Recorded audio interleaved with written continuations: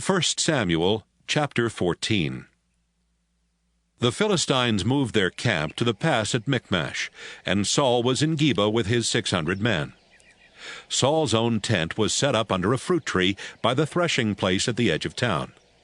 Ahijah was serving as priest, and one of his jobs was to get answers from the Lord for Saul. Ahijah's father was Ahitub, and his father's brother was Ichabod. Ahijah's grandfather was Phinehas, and his great-grandfather Eli had been the Lord's priest at Shiloh. One day, Jonathan told the soldier who carried his weapons that he wanted to attack the Philistine camp on the other side of the valley. So they slipped out of the Israelite camp without anyone knowing it. Jonathan didn't even tell his father he was leaving. Jonathan decided to get to the Philistine camp by going through the pass that led between Shiny Cliff and Michmash to the north, and Thornbush Cliff and Geba to the south. Jonathan and the soldier who carried his weapons talked as they went toward the Philistine camp. "It's just the two of us against all those godless men," Jonathan said.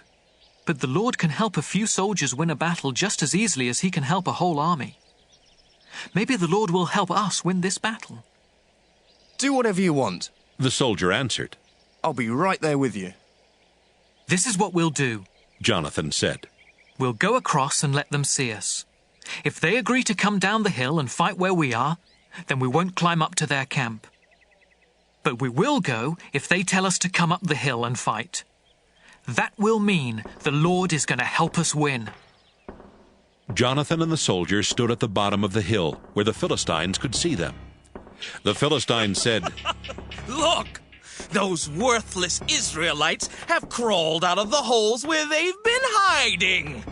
Then they yelled down to Jonathan and the soldier, "Come up here, and we will teach you a thing or two." Jonathan turned to the soldier and said, "Follow me. The Lord is going to let us win." Jonathan crawled up the hillside with the soldier right behind him. When they got to the top, Jonathan killed the Philistines who attacked from the front, and the soldier killed those who attacked from behind. Before they had gone 100 feet, they had killed about 20 Philistines. The whole Philistine army panicked, those in camp, those on guard duty, those in the fields, and those on raiding patrols. All of them were afraid and confused.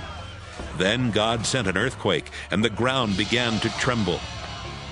Saul's lookouts at Geba saw that the Philistine army was running in every direction like melted wax. Saul told his officers, "Call the roll and find out who left our camp." When they had finished, they found out that Jonathan and the soldier who carried his weapons were missing. At that time, Ahijah was serving as priest for the army of Israel, and Saul told him, "Come over here. Let's ask God what we should do." Just as Saul finished saying this, he could see that the Philistine army camp was getting more and more confused, and he said, "Ahijah, never mind." Saul quickly called his army together, then led them to the Philistine camp. By this time, the Philistines were so confused they were killing each other. There were also some hired soldiers in the Philistine camp, who now switched to Israel's side and fought for Saul and Jonathan.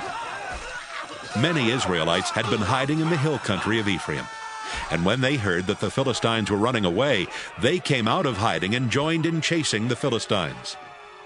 So the Lord helped Israel win the battle that day. Saul had earlier told his soldiers, "I want to get even with those Philistines by sunset. If any of you eat before then, you will be under a curse." So he made them swear not to eat.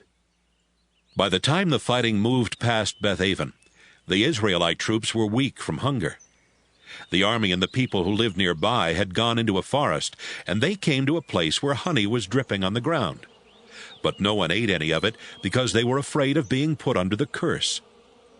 Jonathan did not know about Saul's warning to the soldiers, so he dipped the end of his walking stick in the honey and ate some with his fingers. He felt stronger and more alert. Then a soldier told him, "Your father swore that anyone who ate food today would be put under a curse, and we agreed not to eat. That's why we're so weak." Jonathan said, "My father has caused you a lot of trouble. Look at me. I had only a little of this honey, but already I feel strong and alert. I wish you'd eaten some of the food the Philistines left behind. We would have been able to kill a lot more of them." By evening, the Israelite army was exhausted from killing Philistines all the way from Michmash to Ajalon. They grabbed the food they had captured from the Philistines and started eating.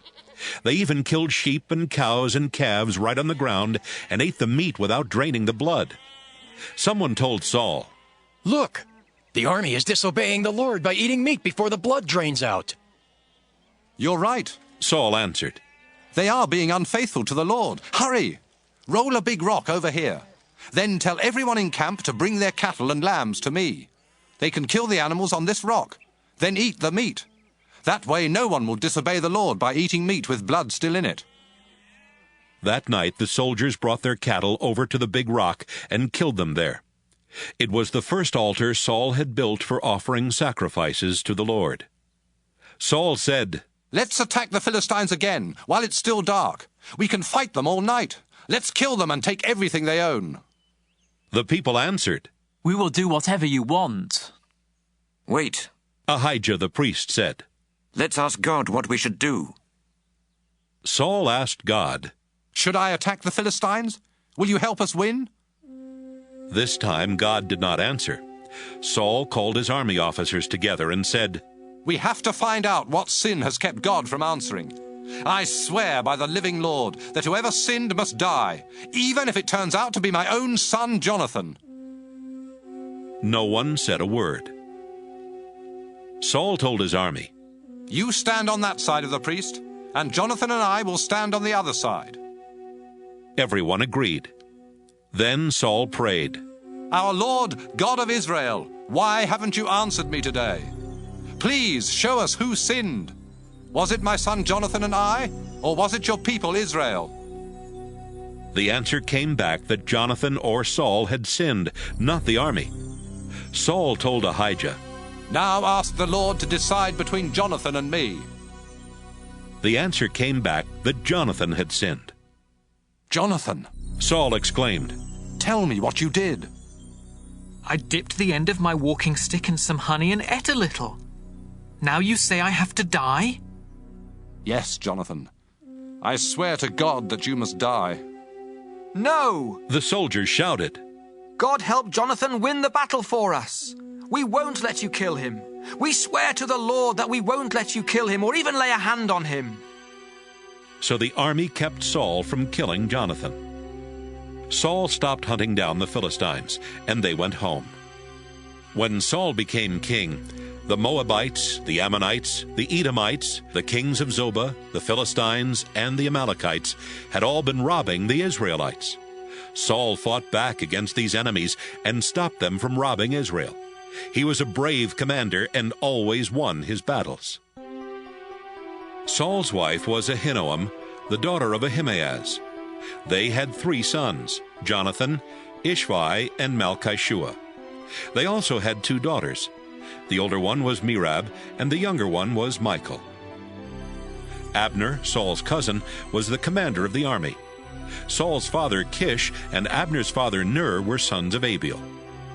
Saul was at war with the Philistines for as long as he lived. Whenever he found a good warrior or a brave man, Saul made him join his army.